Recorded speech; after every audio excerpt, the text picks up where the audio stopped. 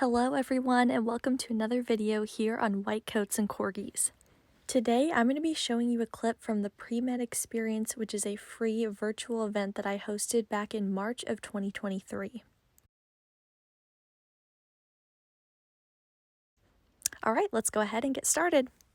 Ken, I saw a question, if you don't mind my answering. It was about what do I suggest for leadership experience, basically. So if you don't mind, I thought I might talk about that a little bit, basically. And of course, if you have any thoughts, because you're a leader in your own way too, it would be great to hear that. But, in terms of leadership experience, back during the webinar that I was on with Dr. Marinelli, she had noted, the 4 activities that you have to do: community service, research, clinical experience, shadowing. And then the 5th thing she had written was leadership, right? And, leadership is not it's an activity, but it's sort of a quality that you want to demonstrate that can be, experienced in any of those 4 activities that medical schools want to see. So in terms of demonstrating leadership. So let's think about it this way. There's kind of a spectrum, basically, right? When we think of leadership, one of the most common ways that we know about leadership is when someone is part of a club or an organization,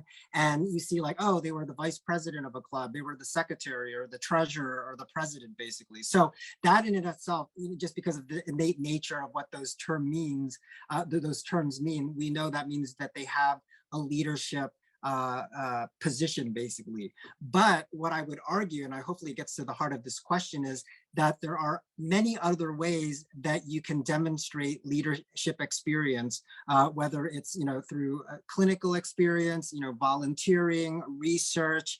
Shadowing is a little bit harder, I'm going to be honest, basically. But sometimes what it entails is showing initiative, maybe proposing a project, following through with it, and getting results, basically. And an example that I can use of leadership in a very non-conventional sense is I had a client who was volunteering in the emergency room. And I think one of the things I had said earlier in the webinar is, although volunteering in a hospital is great, a lot of people do it. And so it's a little bit harder to differentiate yourself, basically. So if you can do that, that's great. So for this student, he was like, oh, I'm an ER volunteer. I was like, oh, okay, great.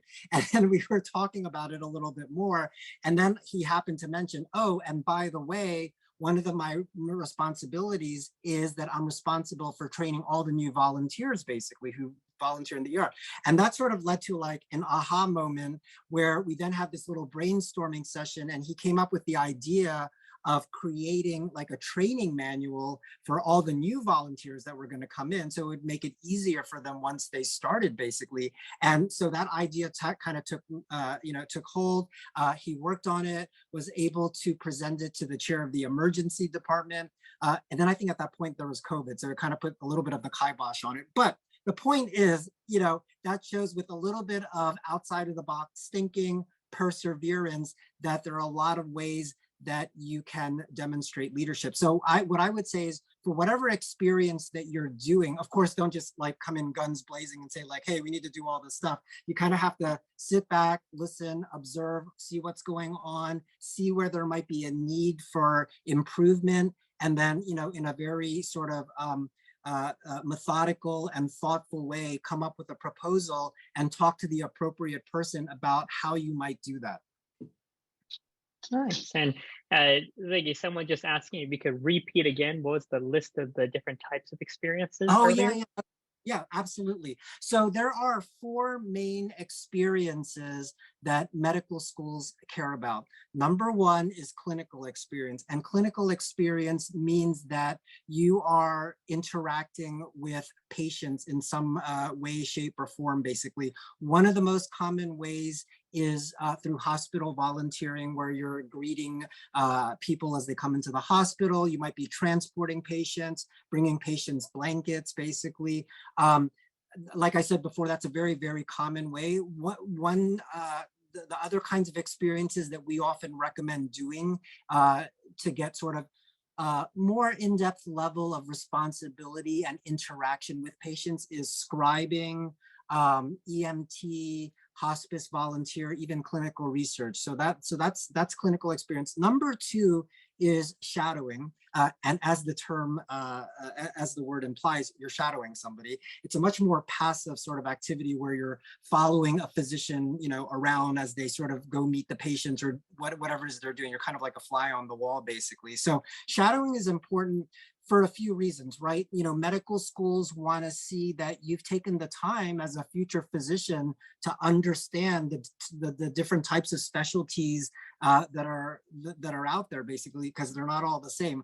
My background is psychiatry, and my dad background, he's a pathologist, and I can assure you those are two very different days, basically. So you want to kind of see what a day in the life looks like for different kinds of specialty, and also for your own edification, basically. If you're interested in neurology, you should try to shadow a neurologist, basically. That's only going to provide you helpful, you'll gain insight into that, basically. So that's shadowing. Number 3, research, as it implies. Whether it's a wet lab or clinical research, even in the humanities, if you're doing psychology research, sociology research, that's really great. We recommend that you try to do at least 2 years, try to get a middle author publication if possible, presentation.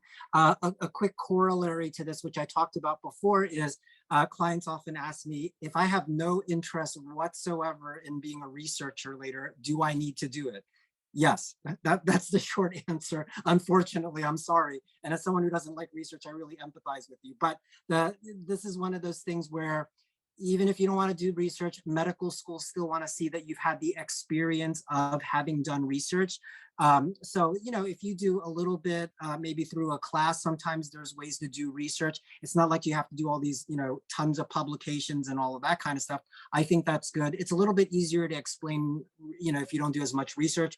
That just means that later on, when you apply to medical schools, you need to be more strategic about the medical schools you apply to. So you're not going to apply to the super research oriented medical schools like the Harvards, Hopkins, UPenns of the world, but maybe focus more on primary care research-oriented medical schools, like UNC, University of Washington, which, to be fair, they also do a lot of amazing research, but their clinical research is more primary care oriented. And then the last thing, excuse me, the fourth thing is community service.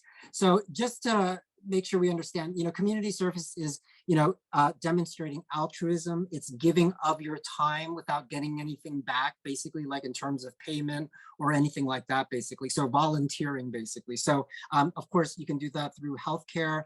A lot of people do like Habitat for Humanity, working in soup kitchens, food shelters. Those are great ways to demonstrate altruism.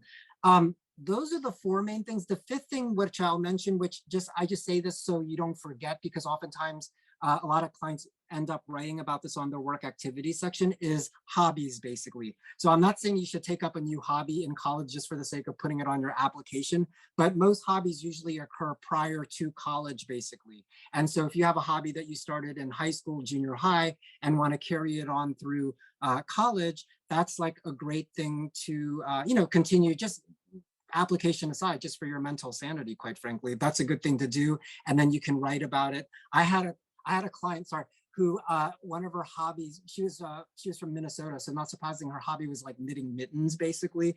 And she was a little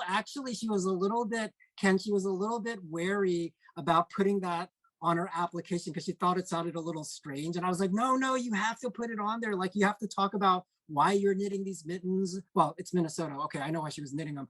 What you're doing with the mittens and all that kind of stuff. So she did put it on there, and then ironically ended up going to Stanford, very warm weather. I'm not saying the mittens got her into Stanford, but I think it's something that helps differentiate you, basically. So probably more than you wanted to hear about all these experiences, but yeah, that's my take. Absolutely. I had to say, I had to chuckle a little earlier when you were talking about the students who don't want to become researchers, but they just have to do the research. The thing that I do want to comment on that, and having focused on research, right? I completed my PhD in neuroscience. Is that not all research experiences are the same, right? So what I mean by that is your experience in research will very much depend on the mentor that you're working with. Mm-hmm. And what I mean by that is there's some mentors who are good mentors, whereas there are other mentors who look at pre-med students pretty much as free labor, right? So if you're working in a Mm-hmm. lab and they're pretty much just having you do the work of a technician, right? So if all you're doing is washing test tubes, or if all you're doing is, like separating mice, right? Like if you're doing the very same kind of busy work every day, then that's not necessarily the best research experience, right? There's some mentors who essentially just think of pre-medical students that way. You're just doing, manual labor for them. But there's a lot of other Mm-hmm. mentors that are really good that really want to explain to you what you're actually doing, right? They want to explain to you the scientific question that they're interested in, and how the experiments that you're helping with can actually help to answer those questions. So sort of because of that, it doesn't really matter what field of research you're doing research in, because what they all have in common is you're answering questions that nobody in the world has answers to. The point of research is to gain new knowledge about the world.